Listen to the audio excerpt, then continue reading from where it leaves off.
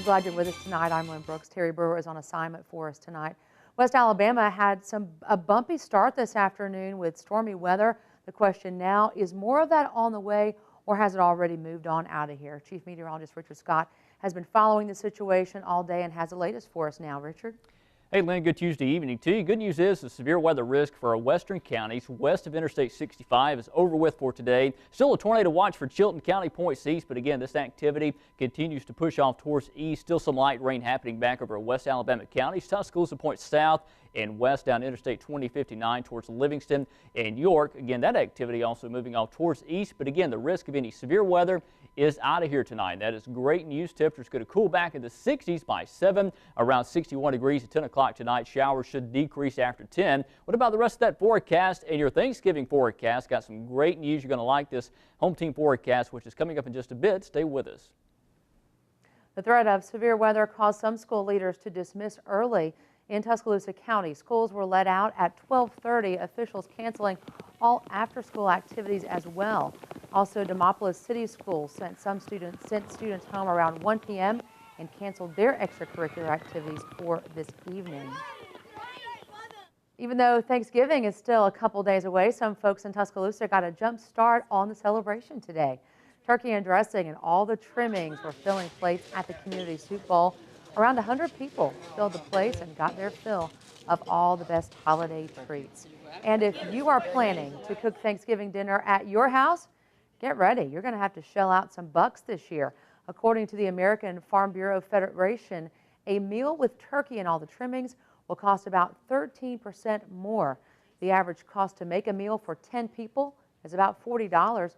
We caught up with shoppers in Tuscaloosa getting all their favorite foods for Thanksgiving. One shopper says she's already feeling the pinch at the checkout line.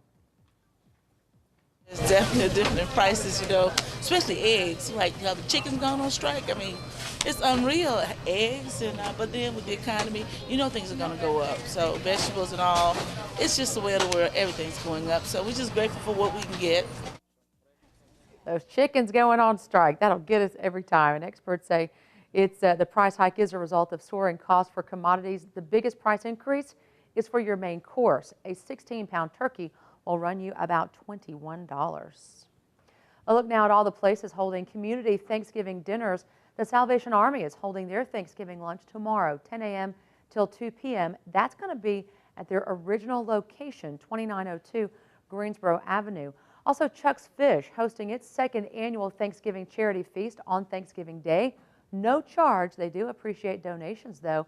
All the proceeds will benefit Project Blessings of Tuscaloosa. That meal will be served Thanksgiving Day, 11 a.m. till 3 p.m. They are at 508 Greensboro Avenue.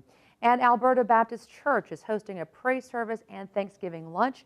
It starts at 11:30 and will be held at 2210 University Boulevard East. On your Money Watch tonight, the countdown is on for one of the biggest shopping days of the year. Of course, we are talking about Black Friday.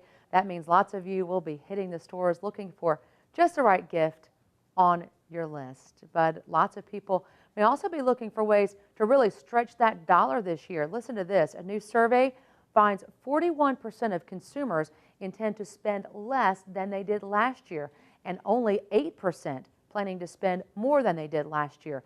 We spoke with certified financial planner Jan Brakefield with the University of Alabama. She says it is best for you to set a budget, then stick with it. Know exactly how much you can afford to spend on Black Friday. Look at the newspaper ads. Drop by the local shops where you plan to find yourself on Friday morning and find out exactly what specials they have to offer. Make sure that's on your list.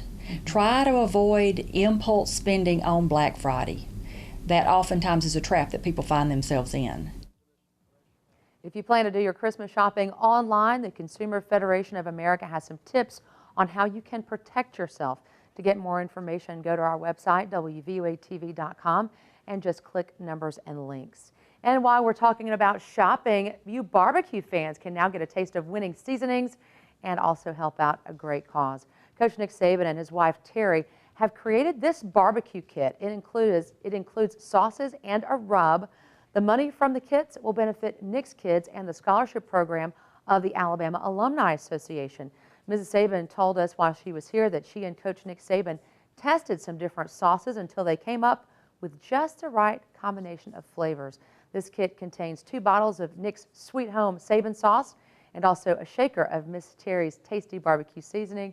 You can learn more about Coach Nick and Terry's barbecue kit by going to WVUATV.com. We've got that under numbers and links.